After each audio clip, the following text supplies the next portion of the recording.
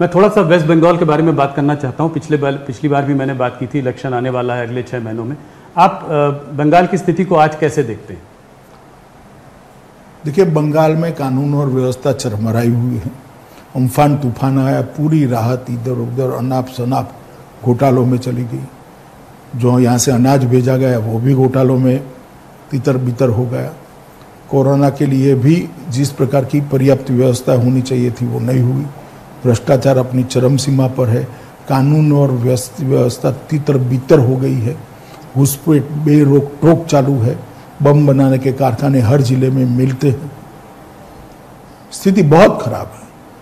और सबसे चिंताजनक बात लोकतंत्र के लिए है कि विपक्ष के कार्यकर्ताओं पर जिस प्रकार के मुकदमे और हत्याएं हो रही हैं, मैं मानता हूं कि ये भारत के किसी और राज्य में अब दिखाई नहीं पड़ता।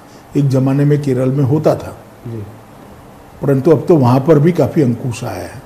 तो आपका क्या अनुमान है, भारतीय जनता पार्टी को क्या उम्मीद है इलेक्शन में अगले साल? हम डटकर लड़ेंगे और मुझे भरोसा है कि इस बार बंगाल में परिवर्तन होगा। भारतीय जनता पार्टी की सरकार नरेंद्र मोदी जी के नेतृत्व में बनने जा रही है। कोई चेहरा आपके दिमाग में है जिसको कि चीफ मिनिस्टर प्रोजेक्ट किया जाएगा? वो तो हो भी सकता है, मगर अभी तो बंगाल की जनता तृणमूल कांग्रेस को हटाना चाहती है, वो मुख्य बात है।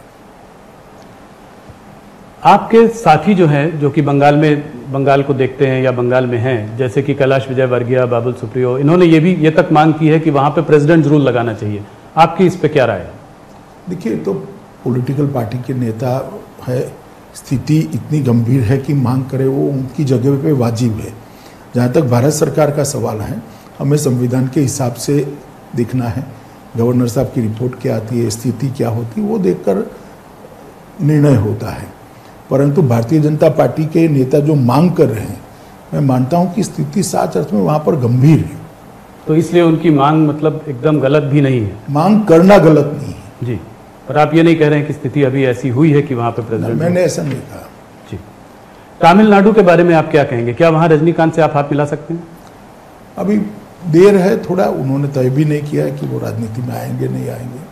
कुछ चेंजेस आपने किए हैं वहां पे, आप अपना बेस बना रहे हैं, तो इसलिए मैंने सोचा कि शायद अभी कुछ बातचीत चल रही होगी। नहीं, हम चेंजेस तो कर ही रहे हैं। हम तमिलनाडु में हमारी पार्टी को मजबूत भी करना चाहते हैं। AIADMK हमारे साथ हैं। हम 2 चुनाव AIADMK के साथ में लड़े हैं। अमित जी, एक और सवाल जो कि हर बार आपसे पूछता हूँ और आप भी बहुत गंभीरता से जवाब भी देते हैं। अभी हाल फिलहाल में एक तनिष्क का ऐड आया और जो कि बहुत ट्रोलिंग हुई तनिष्क के ऐड में, तो उसकी वजह से उसको ऐड विड्रॉ करना पड़ा टाटा को।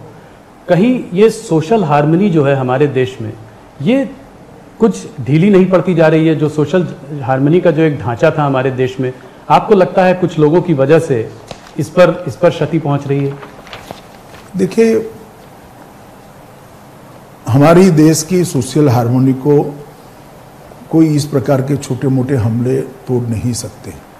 इसका ताना बना इतना मजबूत है। ढेर सारे हमले ऐसे हुए। अंग्रेजों ने भी बहुत प्रयास कर देखे, बाद में कांग्रेस ने भी बहुत प्रयास कर देखे, मगर ये टूटने वाली चीज नहीं है। मैं मानता हूं किसी भी प्रकार का ओवर एक्टिविज्म नहीं होना चाहिए। तो आप इसका खंडन करते हैं, ओवर एक्टिविज्म का खंडन करते हैं। आप से कुछ आखिरी 2-3 सवाल कोरोना के विषय में। आप कोरोना वॉरियर हैं, आप तमाम अस्पतालों में शुरू में गए, आप कोरोना सर्वाइवर भी हैं, आपको खुद कोरोना हुआ। आपका क्या संदेश है देश के लिए? मैं इतना ही कहना चाहता हूं कि जब तक दवाई नहीं बनती है, टीका नहीं वैज्ञानिक बना लेते हैं, तब तक प्रधानमंत्री जी की जो अपील है, मास्क पहन कर रखना, हाथ को स्वच्छ रखना सैनिटाइजर से, और 2 गज की दूरी रखना, यही दवाई है। और कोरोना से हमने बचना चाहिए। प्रधानमंत्री जी के नेतृत्व में दुनिया भर में कोरोना के खिलाफ हम एक सफल लड़ाई लड़े हैं। प्रति 10 लाख की आबादी अगर सब आंकड़े देखें, कोरोना पीड़ित लोगों की संख्या, मृत्यु की संख्या और रिकवरी रेट, तो इस सब में भारत 1, 2, 3 में आता है। मैं मानता हूं कि आगे पर कोरोना पर संपूर्ण विजय के लिए भारत की जनता ने कटिबद्ध होना चाहिए, और इसके लिए यही 3 मंत्र हमारे पास है। मास्क पहनकर रखना, सलामत अंतर के साथ ही खड़े रहना और हाथ को स्वच्छ रखना। अगर इतना हम करते हैं तो बहुत सारे लोगों को कोरोना से बचा सकते हैं। आने वाले दिन त्योहारों के दिन है, त्योहार जरूर मनाइए, मगर कोरोना से बचकर और कोरोना को परास्त कर कर त्योहार बनाना चाहिए।